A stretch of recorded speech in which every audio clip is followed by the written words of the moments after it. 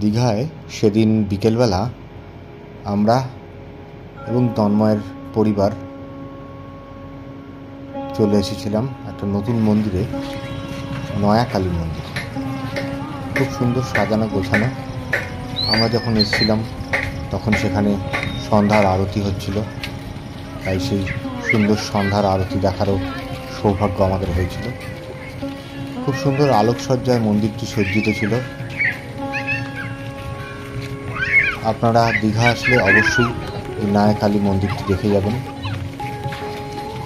খুবই সুন্দর আলোকসজ্জিত মন্দির এবং পাশে একটা বাচ্চাদের খেলার পার্কও ছিল, যদিও রাত হয়ে যাওয়াতে সেই পার্কটা আমরা আর যেতে পারিনি।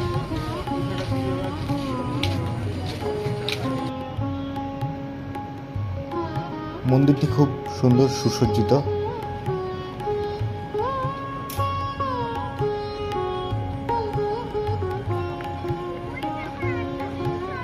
ভিডিওটি ভালো লাগলে অবশ্যই চ্যানেলটি সাবস্ক্রাইব করবেন, একটি লাইক দেবেন এবং কমেন্ট করে আমাকে আরও ভালো ভিডিও পোস্ট করার জন্য অনুপ্রাণিত করবেন। ভালো থাকবেন, নমস্কার।